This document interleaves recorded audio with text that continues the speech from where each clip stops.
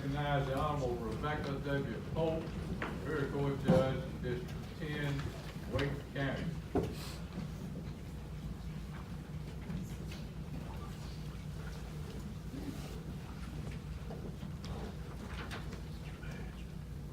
Well, there's a disadvantage to being the fourth judge that comes up to deliver remarks because some of my stories have already been taken.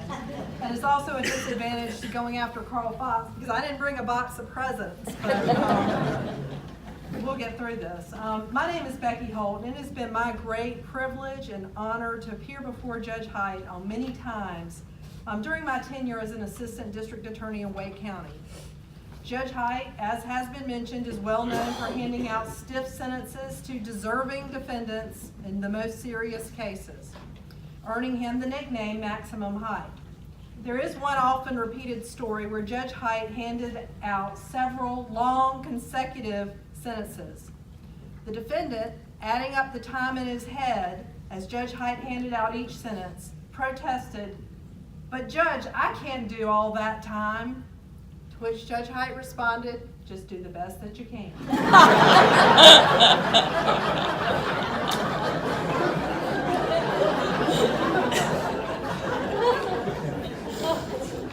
It is not only those convicted of crimes who were apprehensive about appearing before Judge Hight.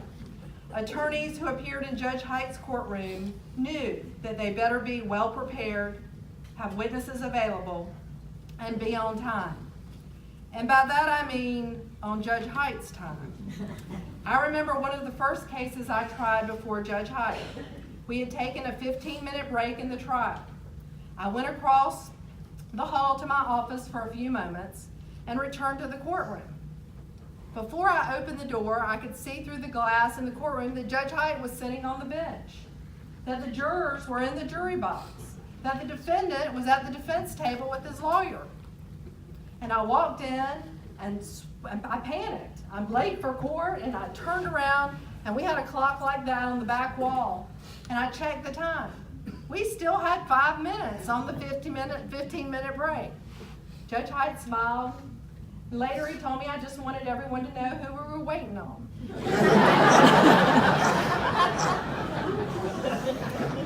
I learned the lesson, and I made sure that I was early from then on out. Attorneys appearing before Judge Hight knew that they better bring their A game. Without raising his voice or making any derogatory comments, he could reduce a normally poised and articulate litigant to a babbling idiot. This happened to me on more occasions than I care to remember. I became determined to prove to Judge Hight that I was not an idiot. I'm not sure that I was particularly successful on that front, but I do know that the result of my efforts was that the cases I tried before Judge Hight were the best prepared factually and legally of any that I ever tried. 2 years ago, I was sworn in as a Superior Court judge. I was asked if I wanted to participate in a mentorship program, and I agreed. Judge Hight was assigned as my mentor. I'll have to say that I was a little more than apprehensive at the prospect. How was this going to work? Would I continue to babble when I talked to him? Would I find him to be as intimidating as a colleague as I had as a prosecutor? As it turned out, I need not have worried. Judge Hight was not only approachable, but generous with his time and advice. He was always willing to take my calls and make suggestions about how to resolve legal issues I was struggling with. As important to me as answering my legal questions, though, was Judge Hight's willingness to share his experiences, mainly through stories told over lunch, about his more than 30 years on the bench. I have to say, I hit the jackpot when I had Judge Hight assigned as my mentor. It is difficult to imagine the North Carolina Superior Court bench without Henry W. Hight Jr. on the bench. You are truly one of a kind. Although those of us who carry on will never be able to fill your shoes, we will do our best to make you proud.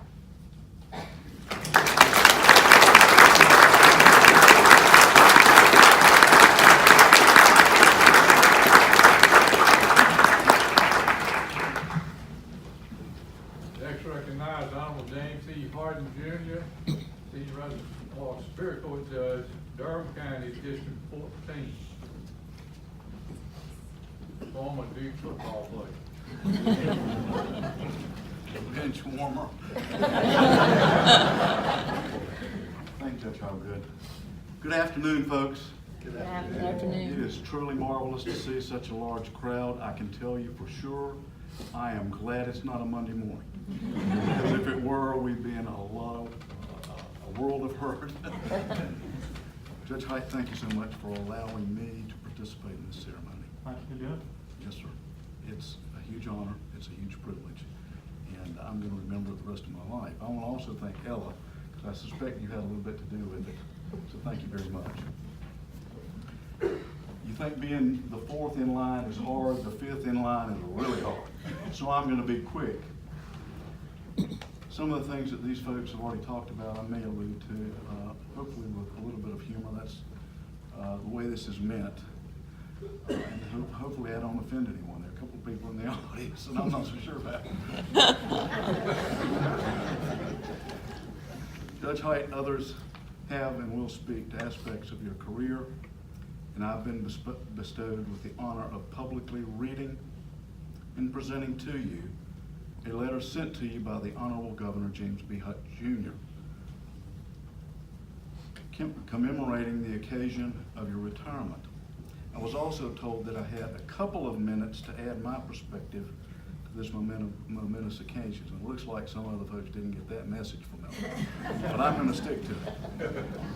Understanding that it's an impossible task for any one of us to adequately pay appropriate homage to you and to your career in just a few moments, I decided to reflect on my first memories of you on the bench.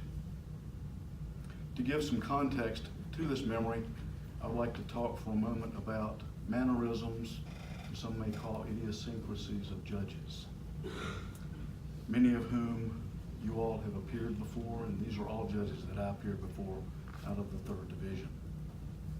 To figure out what a judge is thinking and might do, and to know your forum is basic lawyering. We're all taught that as we begin as litigators. Everyone who does litigate does this in the hope that he or she might gain some insight on how to handle a case. Many of us have appeared before judges like J.B. Allen, who used to, when he was thinking about a decision, would take a pen and gnaw the end off of it. And by the end of a trial, he'd have 4 or 5 of those things up there. It was horrible, especially when he handed it to you. Or Judge Milton Reed, he would rub his forehead and stroke his hair. Now, just wait a minute. Now, you all that have appeared before him, I hope can see that. Or Howdy Manning, who would sit with his head on the back of the chair, lean back and look up at the ceiling, thinking he might be asleep and almost hoping that he was. Ron Stevens, whom I worked for, would poke out his jaw, but he always poked out his jaw. And Don Stevens, who always had a scowl, both of them still scare the hell out of me. And there's nothing they can do to me. It's great. And Leon Standback, who would lean back in his chair and say, "Now, Mr. Hardin, I just don't know about that." And then he'd rule immediately against me. Orlando Hudson and Bob Hoggood would just smile at me. And these were their ways of telling me that, "Hardin, that must be the dumbest thing I've ever heard, but keep on going." The first trial that I had with Judge Hight, I had gone into the courtroom earlier in the week to kind of get a sense of who he was and to find out what his mannerisms and idiosyncrasies might be.